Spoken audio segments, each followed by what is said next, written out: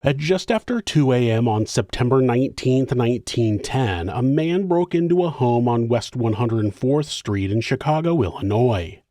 It's believed that the man was planning to burglarize the home, but when he found 13-year-old Florence Hiller sleeping in one of the bedrooms, he must have changed his plan. When Florence awoke and saw the man, she screamed as the man pushed up her nightgown and started touching her. The screams alerted her parents, Clarence and Mary Hiller, and as Clarence ran down the hall to investigate, he ran into the man and they fought. The intruder pulled out a gun and shot Clarence twice, killing him. Then he fled the scene. The neighbors were woken up by the commotion, and John Pickens went to the Hiller home to help. He arrived at the same time as his son, Oliver Pickens, who had been walking home from a friend's house at the time. Officer Floyd Beardsley was on patrol in the area when he heard screams and was looking for the source when he found John and Oliver approaching the Hiller home. They observed the body of Clarence, and when the officer went upstairs to get a sheet to cover the body, he found sand on the foot of Florence's bed. At the same time, 4 Chicago police officers had ended their shift and were sitting on a bench waiting for a streetcar. While they waited, a man ran onto the street with a revolver in his hand. They found the man suspicious, and since it was 1910, the fact that the man was black likely heightened that suspicion. But they also had a lot to be suspicious of. The man was sweating, had blood on him, and the gun had recently been fired. He said he had just been injured when he fell off of a streetcar, but the officers didn't believe him and they took him to the station. At that time, those officers didn't know about the murder that had happened not far away. The man was identified as Thomas Jennings, and he had just been released from prison on parole where he had been serving time for burglary. He was thoroughly examined and found to have fresh injuries from a fight and blood on his clothing. They also found sand in his shoes, which was linked to the murder scene not long after Thomas was brought to the station. He was arrested and charged with the murder of Clarence Hiller, but his trial would not be cut and dry. It would introduce a piece of evidence as proof against the defendant that had never been used in a U.S. court before.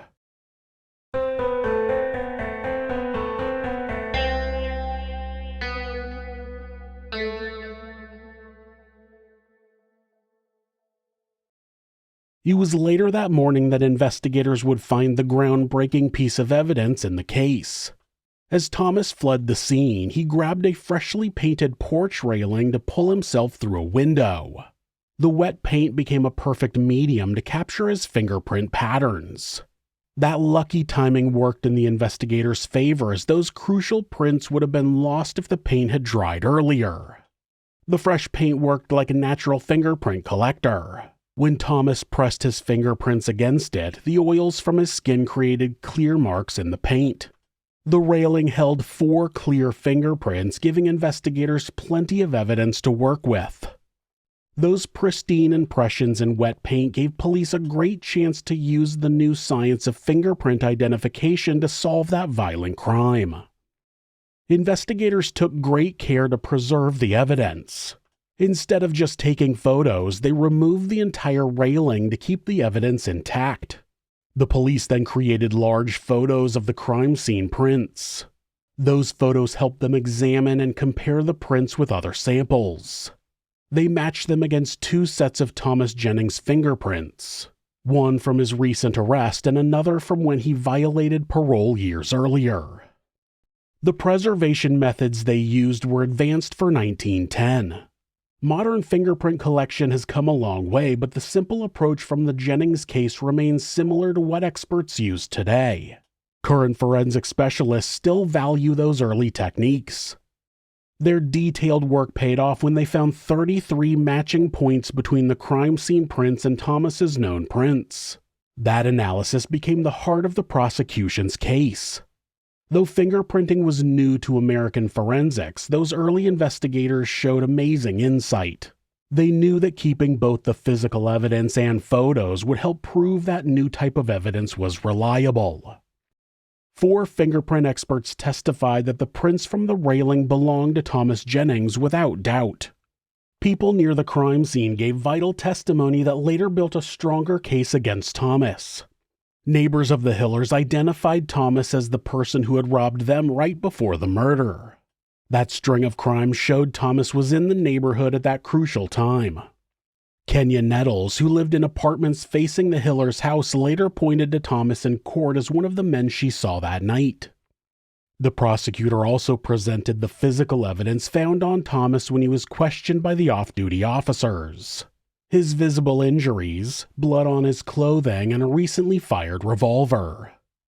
Court records showed that prosecutors matched the bullets from Clarence Hiller's body to the gun they found on Thomas. The investigators also matched sand from Florence's bed to sand in Thomas's shoes. That left no question that Thomas Jennings was inside the Hiller home. Jennings' defense team fought hard against the unfamiliar evidence. They questioned if it was scientifically legitimate and legally admissible. The attorneys pointed out that Great Britain needed special laws to make fingerprint evidence legal. That strategy tried to raise doubts about American courts accepting the technique without similar laws. The defense made a bold move to challenge fingerprint identification's basic idea. Without proper scientific backing, they argued courts should reject fingerprint evidence as unreliable. The defense team highlighted the lack of scientific testing behind fingerprint analysis. Their objections focused on how new the technique was rather than error rates or methods that later challenges would address. The defense raised questions that would become standard in fingerprint challenges. Could experts really be sure no two fingerprints matched? How many mistakes did examiners make? Was their matching technique reliable? 4 fingerprint experts testified for the prosecution. Michael P. Evans, Chicago Police Department's Bureau of Investigation chief, William M. Evans, a former bureau member, Edward Foster, British police inspector, and Mary Holland, the first woman to teach fingerprinting. Each expert had looked at thousands of fingerprints and confirmed the crime scene prints only matched Thomas Jennings. Then the defense attempted a daring challenge against the prosecution, which backfired in a dramatic courtroom moment. Attorney W.G. Anderson dared experts to lift his fingerprint from a piece of paper he touched. They did exactly that, showing everyone how well the technique worked. The jury couldn't ignore that powerful demonstration. The prosecution showed blown-up images of the fingerprints with matching points clearly marked. Jurors saw nature's evidence speak for itself. The visible ridge patterns left a lasting impression that proved hard to ignore. The judge let the testimony stand, saying fingerprinting had scientific merit. He backed his decision by citing the Encyclopedia Britannica and a handwriting identification book. He noted that, quote, standard authorities on scientific subjects discuss the use of fingerprints as a system of identification, concluding that experience has shown it to be reliable. The jury unanimously convicted Thomas Jennings, and he was sentenced to death by hanging. That verdict kicked off a legal journey that reached the Illinois Supreme Court. There, fingerprint evidence faced its final test before becoming a permanent part of American law. The Illinois Supreme Court looked to British precedents where courts already accepted fingerprint evidence. Scientific authorities played a key role in convincing the justices that fingerprint analysis was reliable. The Supreme Court allowed expert testimony on fingerprints. The court determined that, quote, expert testimony is admissible when the subject matter of the inquiry is of such a character that only persons of skill and experience are capable of forming a correct judgment as to any facts connected therewith. The justices unanimously agreed that fingerprinting had enough scientific merit as evidence, stating, quote, this method of identification is in such general and common use that the courts cannot refuse to take judicial cognizance of it. The court emphasized that there is a scientific basis for the system of fingerprint identification and that the courts are justified in admitting this class of evidence. That significant decision made fingerprint analysis a specialized field that needed expert interpretation. The Illinois Supreme Court upheld Thomas Jennings' conviction on December 21, 1911. People v. Jennings made fingerprint evidence legally admissible in American courtrooms. The Cook County Jail hanged Thomas Jennings on February 16, 1912, but his legal impact lasted much longer. All state courts adopted the People v. Jennings reasoning by the late 1920s. That precedent changed American jurisprudence and made fingerprint evidence the lifeblood of criminal prosecution across the United States. It was the most solid piece of physical evidence in any criminal case until DNA was first presented in U.S. court in 1986. But fingerprints were already being used as a means of identification long before Thomas Jennings was convicted in 1910. Several ancient civilizations used fingerprints for practical reasons. Chinese officials left their fingerprints on clay seals to verify government documents during the Qin dynasty of 221 to 206 BCE. Babylonians did something similar around 1900 BCE. They used fingerprints on clay tablets during business deals. Those early uses show that people knew fingerprints were unique. The Chinese were way ahead of their time when it came to use of fingerprints in criminal cases. Chinese law enforcement collected hand and fingerprints from crime scenes during the Qin dynasty. A Chinese historian named Kung Yan wrote about fingerprints as a way to verify identity by 650 CE. Scientists have found even older proof that humans noticed fingerprints. Cave paintings with hand patterns and ridge marks exist in Nova Scotia, France, and other places. Those artworks are more than 15,000 years old. Scientists began studying fingerprints seriously in the 19th century. Johann Evangelista Purkinje made a breakthrough in 1823. He identified 9 types of fingerprint patterns, including loops, arches, and whorls. Modern forensics still use those classifications. Sir William Herschel was a British man who worked for the Imperial Civil Service in India who began using palm prints and then fingerprints as a means of signing contracts in as early as 1858. He began documenting his own fingerprints at various times over his lifetime, proving that they don't change over time. Dr. Henry Faulds changed everything in the 1870s. The Scottish surgeon worked in Japan when he saw fingerprints on old pottery. The discovery fascinated him. He started studying fingerprints and was able to use them to exonerate a colleague who was accused of theft after the hospital where they worked was broken into.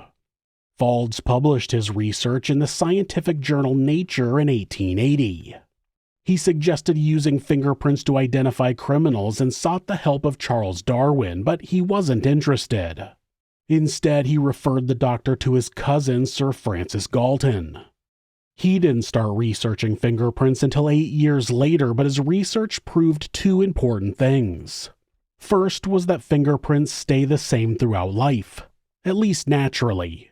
I accidentally cut the tip of my left index finger off with a circular saw decades ago, so the fingerprint on that finger is a little different now, but that was caused by an outside force.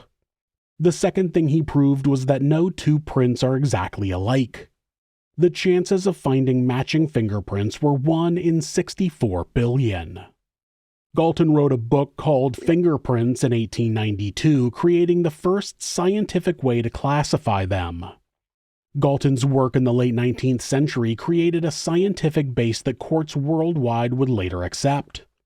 He worked hard to convince doubtful people that fingerprints could identify someone reliably. That paved the way for fingerprints to become crucial evidence in criminal cases. Congress formalized fingerprinting's role by establishing the FBI's Identification Division as a central repository for criminal identification data in 1924. Law enforcement agencies throughout the country started building their own collections after recognizing the technology's potential. Manual fingerprint systems reached their practical limits eventually. The FBI's Identification Division realized manually searching would become impossible by 1963. Silicon chip technology emerged at just the right time, leading to the Automated Fingerprint Identification Systems, or AFIS. Those changes brought dramatic results. San Francisco saw 10 times more latent print identifications after implementing an early version of AFIS in 1984. Cases with AFIS-generated evidence had triple the conviction rates compared to those without. The city's burglary rates dropped while national rates climbed. AFIS technology spread faster afterward. Around 500 AFIS installations existed worldwide by 1999. Modern systems handle millions of prints automatically. The FBI's Criminal Justice Information Services processed 74 million fingerprints in 2023 alone, comparing 97% automatically. A set of fingerprints on a freshly painted railing changed American criminal justice forever. The year was 1910, and Thomas Jennings' case became a defining moment that gave scientific evidence its rightful place in court. Fingerprinting quickly became one of the most important tools of forensic science after the Illinois Supreme Court made its groundbreaking decision. Thomas Jennings never knew how his fingerprints would shape criminal justice.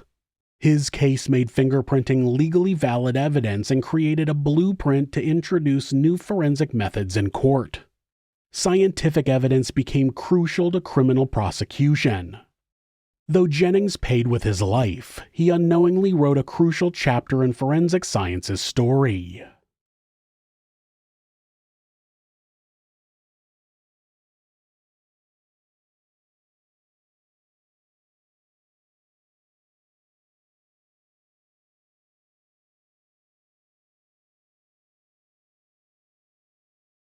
Thanks so much for letting me tell you this story. If you're a fan of true crime, hit subscribe and turn on notifications so you don't miss an episode.